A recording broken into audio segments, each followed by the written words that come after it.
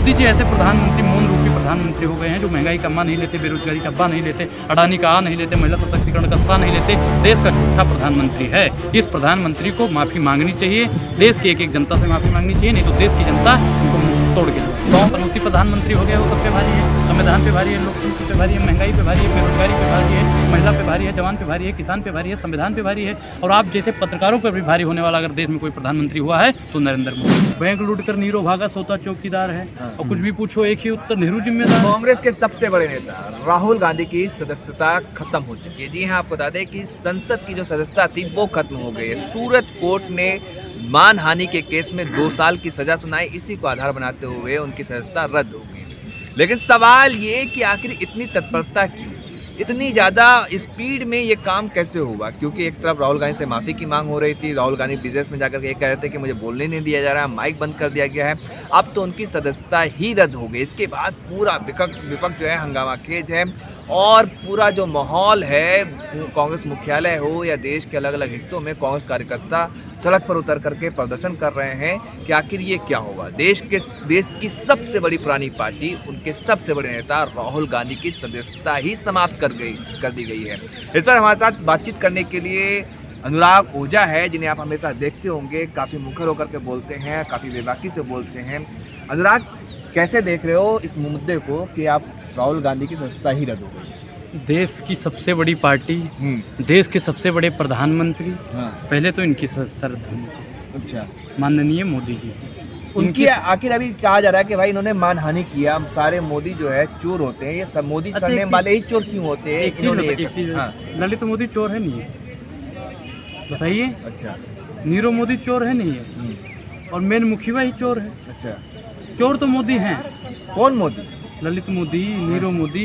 Bank लूट कर Nero भागा, सोता चौकीदार है। और कुछ भी पूछो एक ही उत्तर, नेहरू जिम्मेदार है। तो भारतीय जनता पार्टी को चाहिए कि राहुल गांधी से अभी भी माफी मांग ले, अभी भी समय है, और उनकी सदस्यता पुनः माफी का। आप तो सदस्यता खत्म, अभी तक तो बोले थे बोलने ही नहीं दिया जा रहा, माइक ऑफ है, आप तो खत्म। एक चीज मैं बताऊं कि अभी देखना 2-4 दिन के अंदर भारतीय जनता पार्टी के जो सबसे बड़े मेन वो हैं मोदी जी, नरेंद्र मोदी कहता हूँ, नहीं तो भैया मोदी नाम का कोई दूसरा मानहानि लगा देगा। अच्छा, और मुझे देश की सदस्यता रद्द करवा देंगे भारतीय जनता पार्टी वाले। तो माननीय प्रधानमंत्री जी राहुल गांधी से 2-4 दिन के अंदर माफी मांगेंगे और उनकी सदस्यता पुनः दिलवाएंगे। देख लेना, ये होगा। लिख के दे दें, क्योंकि आपने देखा होगा सावरकर ने माफी मांगी थी। तो भारतीय जनता पार्टी का आज का जो सावरकर है वो मोदी जी, नरेंद्र मोदी जी, वो भी माफी मांगेंगे राहुल गांधी। कहा जा रहा है भाई राहुल गांधी माफी मांग लेते, उनकी सजा खत्म हो जाती। अच्छा, किस चीज की माफी मांगे, किस चीज की माफी मांगे, बताइए।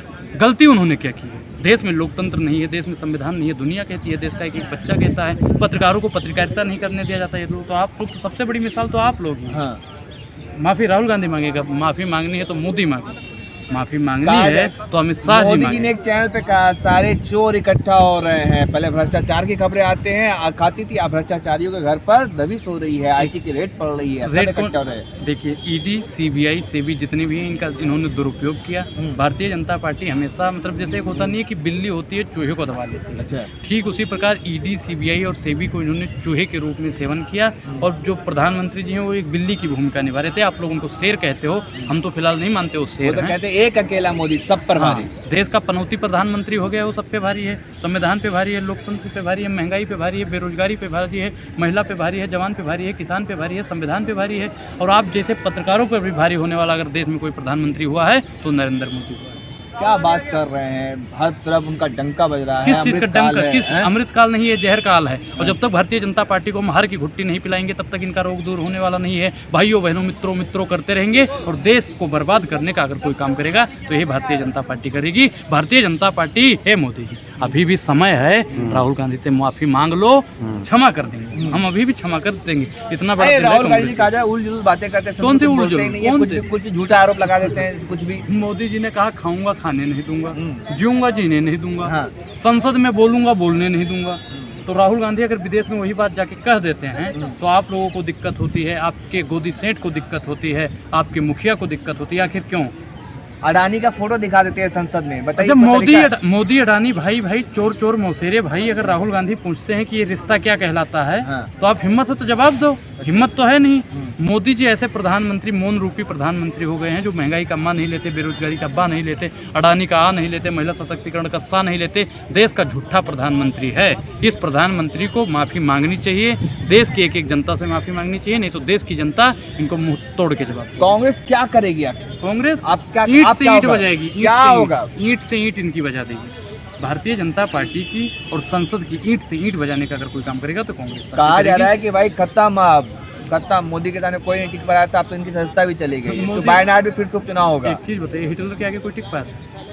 हिटलर के आगे कोई टिक पाया था? मोदी- भैया, हाँ। ए भैया, हम हैं, अगर बोल रहे हैं, मोदी जी अगर सुन रहे होंगे तो कल मेरी चमड़ी उधेड़ेंगे। चमड़ी समझते हो ना, खाल को कहते हैं, खाल को चमड़ी कहते हैं, उधेड़ के जूता बनवा लेंगे। अच्छा, हिटलर ऐसे ही करता था ना। तो आज देश का जो हिटलर है वो भारतीय जनता पार्टी का मुखिया है और देश के विपक्षी नेताओं को, विपक्षी लोगों को धुनने का काम करता है, भुनने का काम करता है। अगर वो मानते नहीं है तो जेल में भी भेजने का काम करता है। अच्छा ये अनुराग एक बात बताओ, कहीं ऐसा तो नहीं लग रहा कि जो मतलब कांग्रेस मुक्त भारत का नारा दिया गया था उसकी ओर? नहीं तो भाजपा मुक्त भारत हम 2024 में से बना देंगे। भाजपा मुक्त भारत, क्योंकि भाजपा भगौड़ों की पार्टी है, भाजपा भ्रष्टाचारियों की पार्टी है, भाजपा बलात्कारियों की पार्टी है, भाजपा नफरत हिंदुओं की पार्टी है भाजपा, राम मंदिर बनाने वाली पार्टी है भाजपा, एक चीज बताइए, जनसत्ता हटाने वाली है पार्टी भाजपा। आप एक हाँ, लश्कर भी तुम्हारा है, सरदार भी तुम्हारा है, हाँ। और तुम सच को झूठ दिखा दो, अखबार भी तुम्हारा है। अच्छा क्या झूठ दिखा दिया? क्या झूठ दिखा दिया?